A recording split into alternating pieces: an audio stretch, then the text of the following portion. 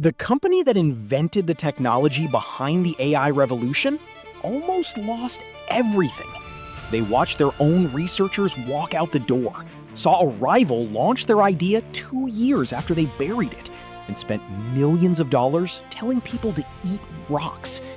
But while everyone was counting them out, something was quietly happening behind the scenes, and by the time the industry noticed, it was already too late.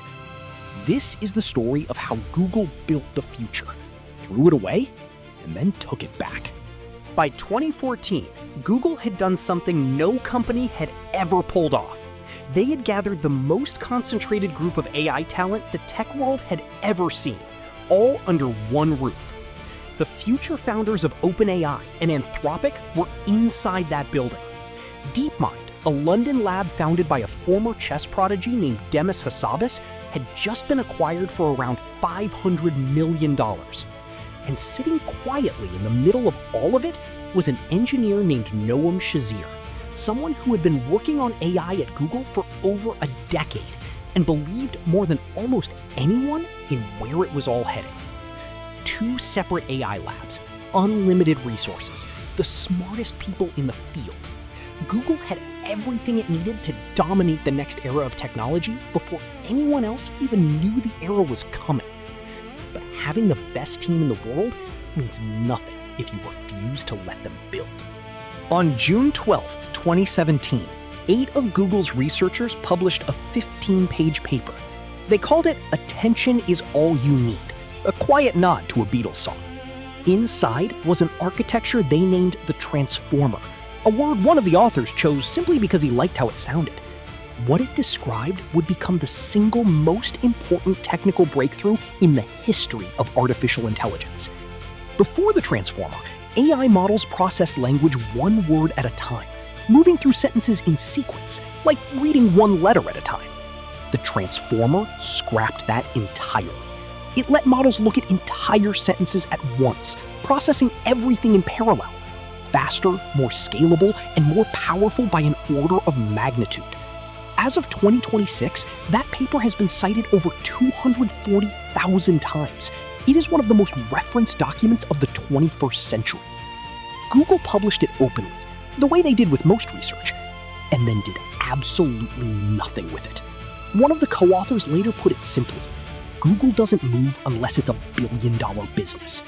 The most important AI breakthrough of a generation sat inside their walls while the rest of the industry downloaded the paper, studied it, and started building.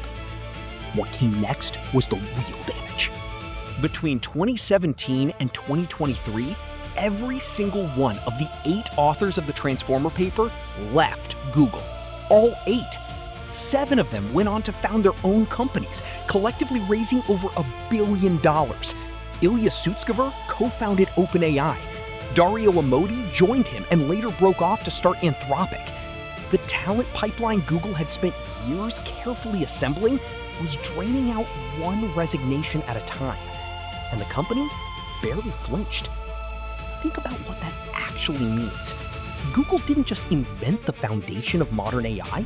They funded the education, the research, and the careers of the very people who would go on to build every major competitor in the industry. They were financing their own competition without realizing it. But the most expensive departure of all hadn't happened yet. In 2020, 2 years before ChatGPT would change the world, something almost identical already existed, and it was sitting inside Google. An engineer named Noam Shazir and his colleague Daniel DeFreitas had quietly built a chatbot called Nina. It could argue philosophy, tell jokes, and hold natural conversations across almost any topic. It was eerily good. Shazir believed it could eventually replace Google search entirely and generate trillions in revenue. He pushed hard to release it to the public. Google said no. Sundar Pichai personally asked Shazir to stay, but there was no guarantee the product would ever launch. No timeline, no commitment, just a request to keep waiting. Shazir and DeFreitas eventually walked. They founded their own AI company and moved on. Then, in November 2022, OpenAI released ChatGPT.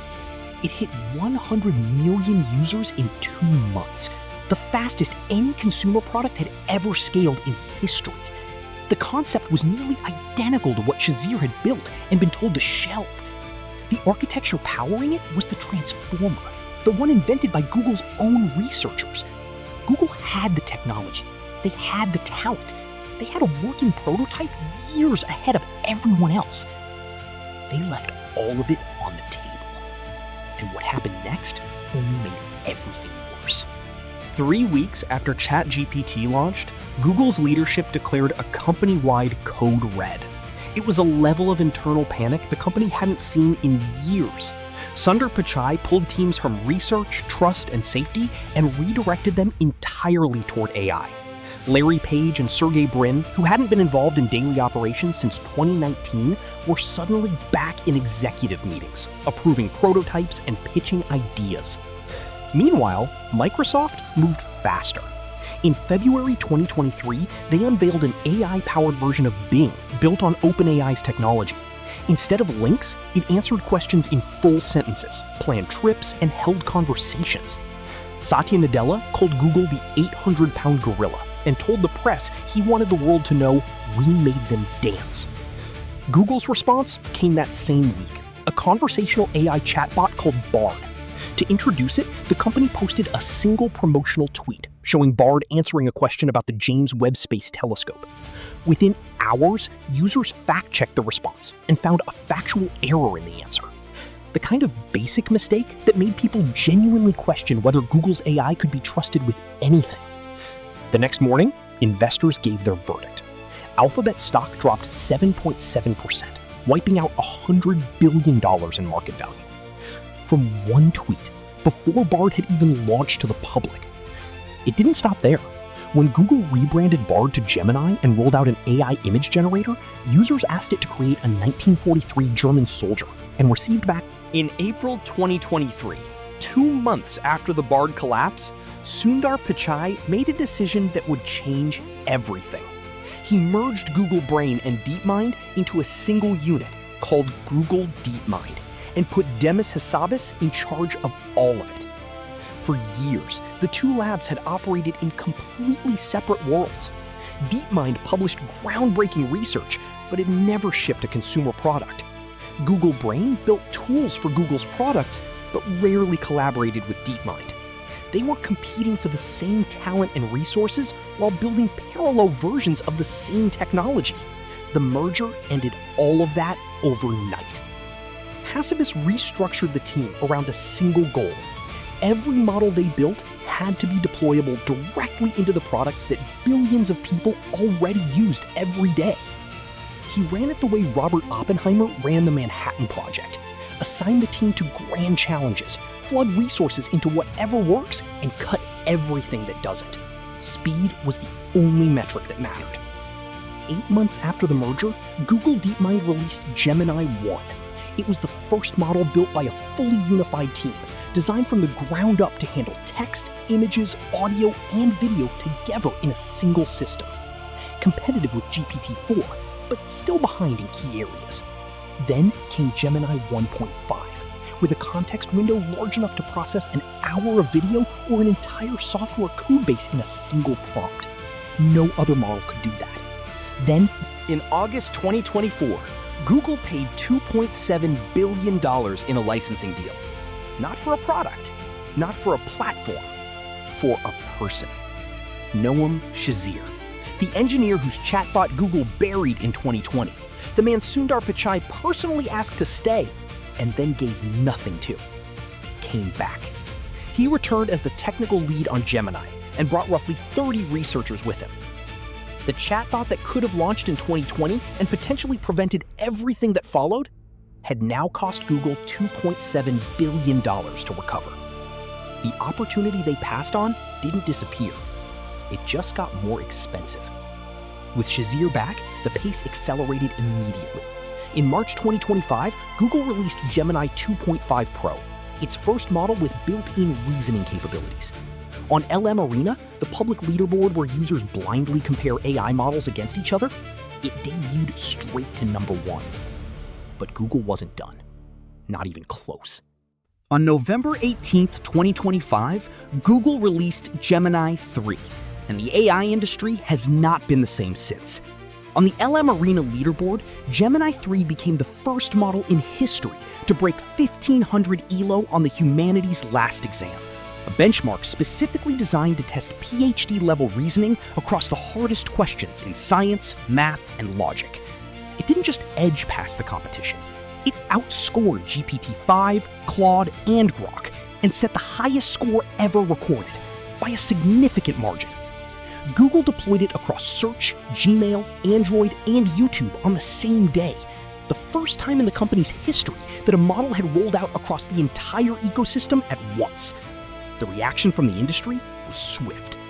Mark Benioff, the CEO of Salesforce and one of ChatGPT's most vocal public supporters for years, had just expanded his company's OpenAI partnership a month earlier.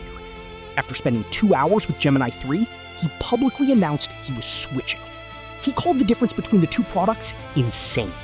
The post went viral overnight. For OpenAI, the timing was devastating. On December 1st, Sam Altman sent an internal memo declaring a company-wide code red, the exact same term Google had used 3 years earlier when ChatGPT first threatened to dismantle their search business. OpenAI delayed its advertising rollout, paused work on shopping and health agents, and pulled teams off other projects to focus entirely on catching up. But the gap between the two companies wasn't just about the model. It went much deeper than software. Every major AI system in the world, GPT-5, Claude, all of them, had been trained on chips designed by NVIDIA. Gemini 3 was the first to break that pattern entirely. Google trained it on their own 6th-generation TPUs, chips they designed in-house, running on roughly half the energy of NVIDIA's equivalent. No outside dependency, no supply chain risk, no negotiating for hardware access during a global chip shortage. And on top of that, Google runs its own cloud infrastructure and delivers AI directly through Search, Gmail, and Android, reaching users at a scale that no app-based competitor can touch. Some of those competitors are literally paying Google to stay in the race. By early 2026, Alphabet crossed $400 billion in annual revenue for the first time. Profit margins held at 31%, even while the company was investing tens of billions into AI infrastructure. Alphabet stock finished 2025 up 65%, their best performance in over 15 years. Then, Apple announced that the next generation of Siri would be powered by Google Gemini. The same company that lost $100 billion from a single tweet 3 years earlier had become the AI backbone of the world's most valuable consumer brand. ChatGPT still has 800 million weekly users and remains the most widely used AI product among everyday consumers. Claude has quietly taken over more than half the AI coding market and become the tool of choice for developers worldwide. Meta is releasing its models completely for free, lowering the barrier for anyone who wants in. The race is still running. But here's the thing none of Google's competitors can easily fix. Google makes its own chips. It runs its own cloud. It reaches billions of people through products they already use every day before they've ever downloaded an AI app. The structural advantages baked into Google's position aren't closed by releasing a better model. They're the kind of advantages that compound over time and get harder to overcome the longer the race goes on. This entire industry, every chatbot, every AI assistant, every model you've ever used traces its architecture back to a 15-page paper written by 8 Google researchers in 2017. 9 years later, after the departures, the disasters, the billion-dollar mistakes, and the code reds, Google is still the winner.